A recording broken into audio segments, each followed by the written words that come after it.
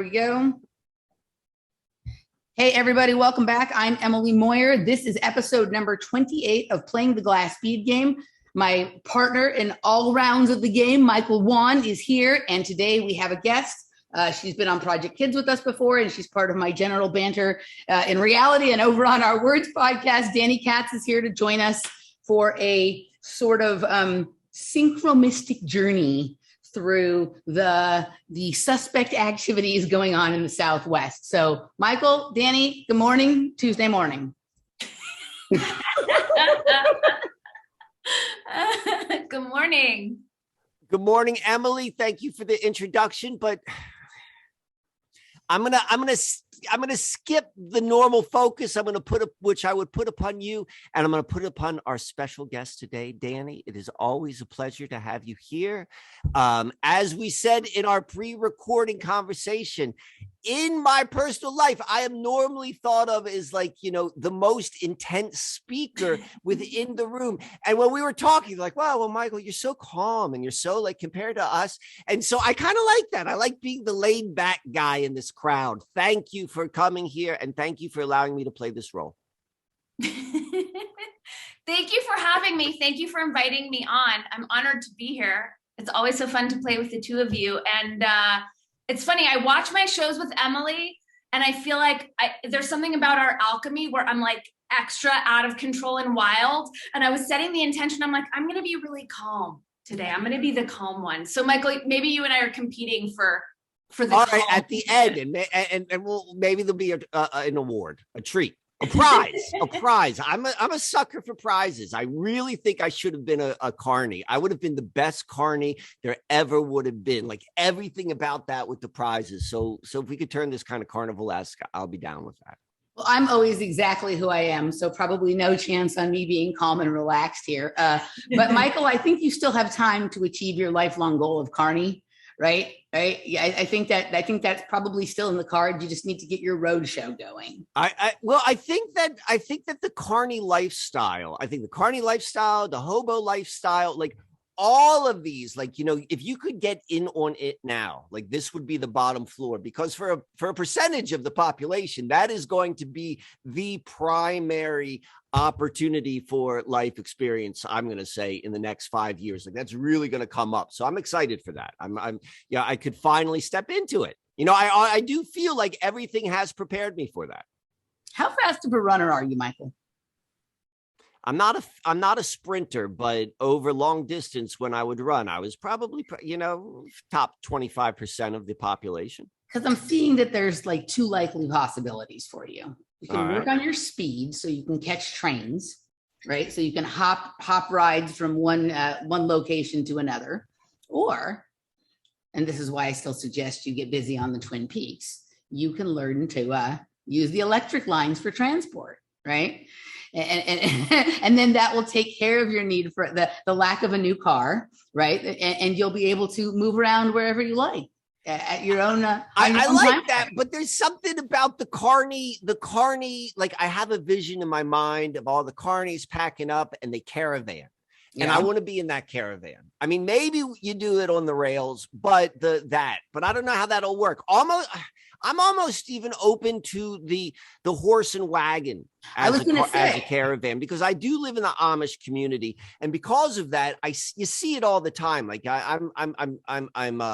I'm immune to it, but when people come into the area and they're like, "Oh my God, there were horse and buggies going down the highway," and you're like, so that's in my head, and there's got to be a reason, because I'm not from this area, and so what I think it is maybe a slow preparation for me to go back to a horse and wagon type of caravan. I don't know. I'm open. I'm flexible. There's a kid who exists within that, if he still does, if he didn't choose to leave after his year abroad or whatever, right? Because I saw him in a documentary, who had a souped up horse and buggy, right? Who might be willing to design one for a non-Amish member of the Lancaster community or whatever. And he had his, now I'm not suggesting that this is exactly what you would want, but he had his wired with Bluetooth speakers, right? So he could listen to his music while in the horse and buggy, and he had them very well hidden so that his parents or whatever couldn't see them. Now, I wouldn't think that you would want Bluetooth, but I think you might want some sound because I want some sound. You like music and you like listening to people talk. You like radio and podcasts and things like that. And I do think you would want some of the modern conveniences, just not any of the ones that you think are excessive, right? So I think that like you and this kid could probably work as a team on creating the perfect balance between like analog,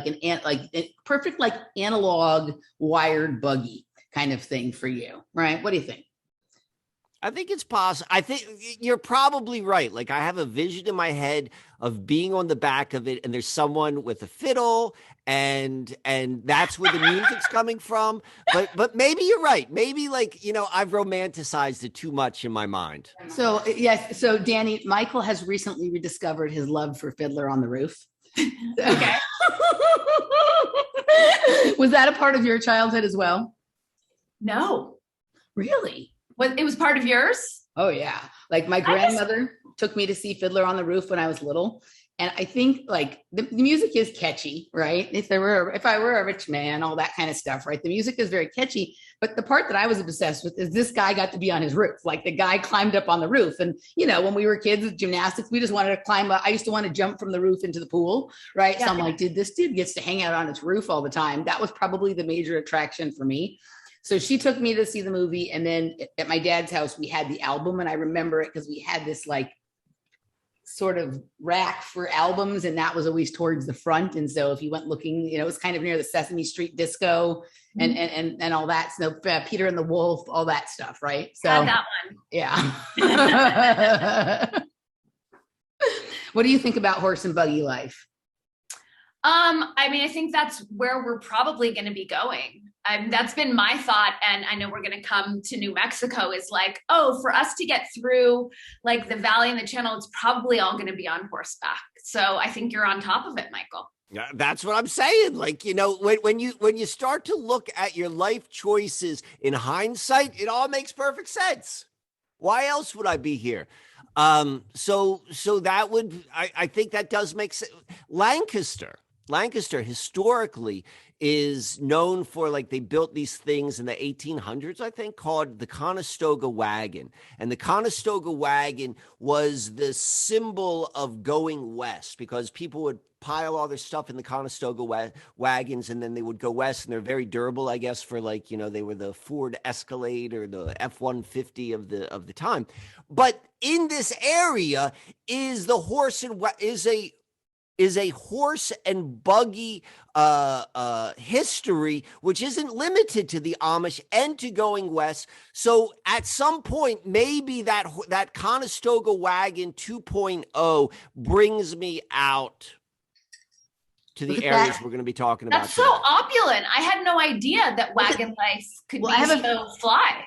I have a feeling this is like a glamping style or like a high-end Conestoga wagon. I had no idea this exists. You just bridged a gap, which I did not think had been bridged before. Yeah, look at all these, dude. Look at this one with like the runners and that, like there's some fancy ones. Look at that. Look at this. Look at this, Michael. I think we're starting to put it together for you here. I think it's going to come. Look at that, Michael. All right. I know we got a lot we're going to talk about today, and we're going to talk a lot about we're going to talk about New Mexico. But before we get there, and I think this is a nice transition, I want to bring something to the awareness. And it kind of fits what I was suggested before, like looking at hindsight, things make a lot of sense. So 2 episodes ago, you and I were talking about Breaking Bad and New Mexico, and that was a big part of the conversation. And then a couple days after that, the whole shooting in Santa Fe, Alec Baldwin, that whole sort of thing became a national news story.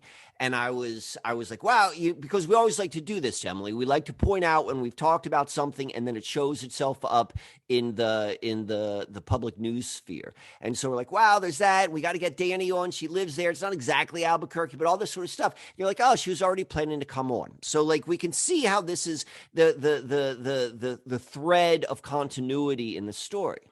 So it gets even better. So One of the things which I like to do, one of the ways I keep my thumb on the pulse of the storyline, which is told to the masses, is I like to follow the work of Lester Holt.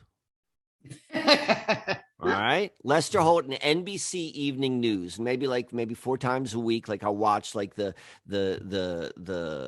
YouTube clip of it. So last night was one of those nights. And I think I have a really good eye for news and the way news is broadcasted, particularly like techniques of propaganda and mind control. Like that's just kind of how I'm wired. And that's one of the reasons I like to watch the mainstream programming so much, is because I like to see the changes. It's very telling as to the direction you're trying to go. And you and I love whenever, like, you know, what we talk about shows up in this. So last night I'm watching Lester Holt.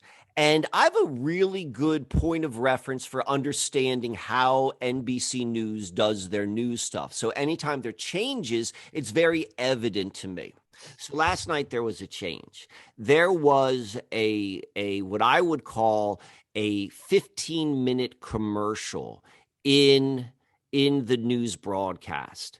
And that commercial was for Austin, Texas. Half of the show was just all about Austin. There was no reason for it. It was like Austin, America's next boomtown. And they did all of these stories. Like there's always like, you know, there's a mainstream narrative reason of why they're tying it into Texas. And what they have been telling about Texas has been recently very, very kind of negative, you know, to get the viewership of NBC nightly news really upset, whether it had to do with you know, masks or the governor or the senators that flew out of state or abortion or whatever. Like it's been really, really anti-Texas.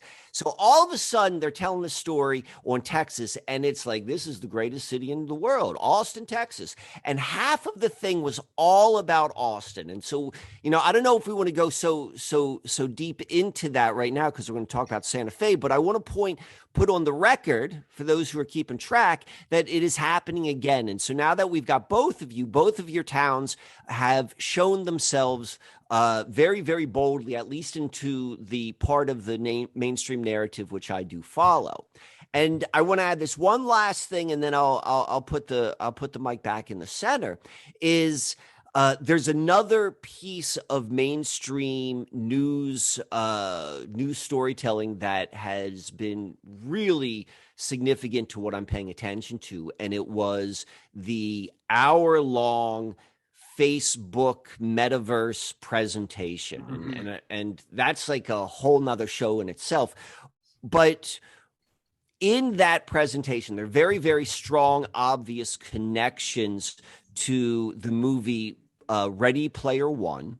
And and if you look at Ready Player One, there are very strong correspondences to the Hunger Games storytelling, you know, the predictive programming. And the point I'm bringing this up, because it's all about timing. Like when you look at the media and you look at the stories, you got to take timing in consideration. So I'm looking at the timing of this as being connected. And so what I wanted to go out there, and I'm going to speak specifically about Austin, what became very, very clear to me is if you go back to the model which is being presented in the Hunger Games and then also supported in Ready Player One, if you've seen it, it's this idea of these different districts that are going to make up North America. And there is a variety, or there's a continuum of, like, you know, what are the impoverished districts all the way to like the capital city, which is the most like over the top with all of the greatest technologies and so forth. But there are places in between from like the bottom of the barrel to the highest. And they are identifying very clearly. And I guess I'm stating the obvious, but Austin is, and this supports everything which you've been saying for so long, Emily, Austin, probably along with like Denver and places like that, are being positioned in like this, like, second tier, like maybe not capital city, or maybe Austin will be the capital city, but they're being positioned as we're moving more and more. This metaverse is telling you this is what's coming, and you could see how it fits in with everywhere else. And Austin is being positioned as one of these top districts where it's not going to be quite as impoverished as District 13, but it's this is where it's going. So I want to throw that in to our conversation and where we're going to go with New Mexico. Dani, I'll let you have first crack at what he said there, and then I will take my swing. Oh, babe, I got nothing. You're in Austin. Please take it. So, I just didn't know if you had a perspective on it based on your position and what you pay attention to it, right? He's talking about it from the position of he likes to track certain characters in the mainstream media and how, they're sort of presenting it, and then what he sees when he looks. What I will say is this. So it's interesting to go. Allison McDowell was just here in Austin, and I wish I would have known she was going to be here because I would have gone and met up with her. But she had some clips from her trip here in Austin, and it was interesting to listen to her sort of do her thing with this, based on the environment here in Austin. And then I was chatting just off, not on a show, with Sophia Smallstorm the other day, and she's like, you and Allison have to talk. Like, you guys will play interesting brain games together. So I'm going to try and do a show with her. But I think what Austin, I think, is becoming, and I think it's always sort of been the plan, is that it's going to be the place where there's like almost less rules than everywhere else. Right. But the cost for that less rules is going to be that it's like, we're going to live in this reality where like, there's probably not a clear delineation between like the organic and the technological world, like certainly in certain areas of town. So like, there's going to become cities that are just completely like smart and ridiculous and, when you're going there, that like everything is technology, everything is this opulent or over the top or whatever kind of thing. And then there's going to be places that seem like they're completely off grid, maybe that they might be impoverished. they are completely, or the closest thing that still exists in the reality to like some form of organic natural environment. Right. And then there's going to be these other places where it's unclear what level of blend you're living in. Right. And I think that like for some people, they're going to get lost in this. For other people, this is an opportunity to really sharpen your level of discernment so you really know what is what. Because when you live in one or the other, it's very easy just to be like, oh, this is the way it is, and that's how it works. And so if something were to come or slip in, you might not even ever notice because you think you live in a digital world or you think you live in an analog world. So for me, the exciting thing about Austin here is that I get to become like sharpen my skills at understanding how the variety of games at play, how they work, how to spot them, the distinction between layers and levels and all of that kind of thing. But I think the idea is to just be the most permissive of the most amount of things happening here, right? Like that's what I can kind of tell from being here. And then like listening to because Allison attended the blockchain conference while she was here, right? And it was just kind of an interesting, just to follow her, it was like, oh, okay, like she's seeing it this one way and I have this other way of seeing it based on the fact that I live here.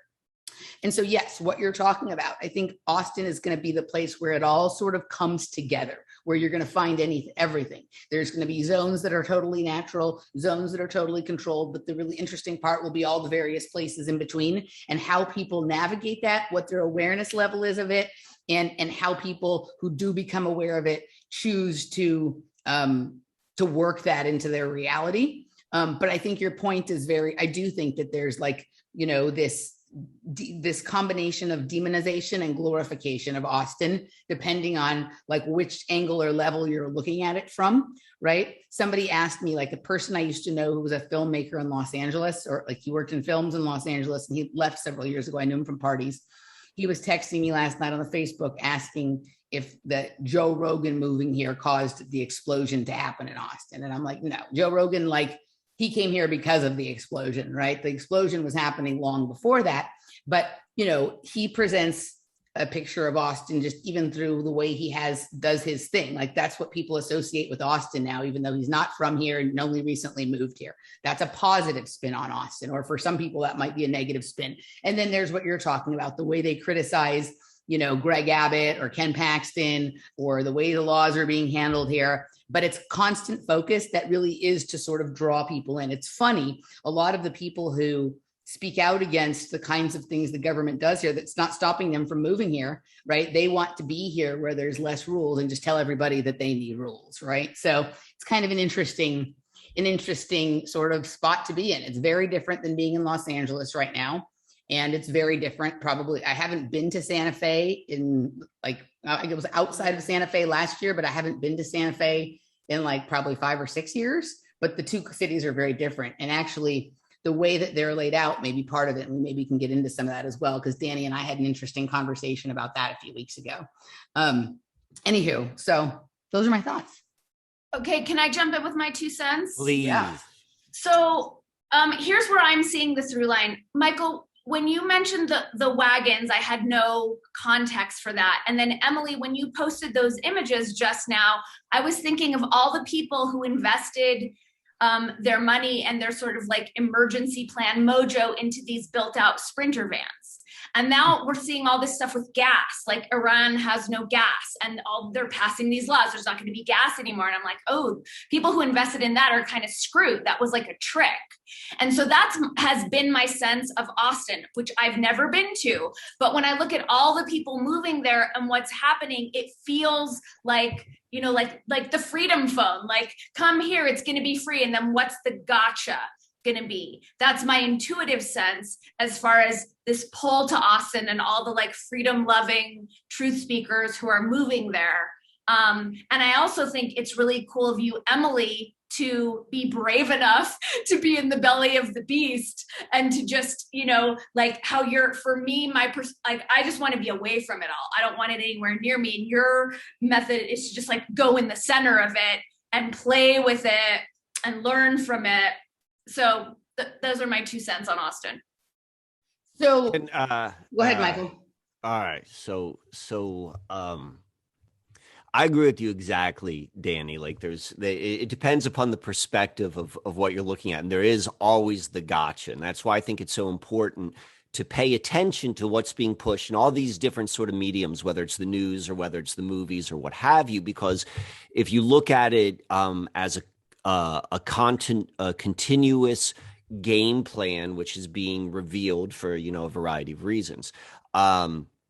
And for me, what's really helpful and what seemingly is the push is this idea of districts, however that may show itself, and looking at it like areas that way. I think it's very evident that if you're familiar with Hunger Games, this is a model.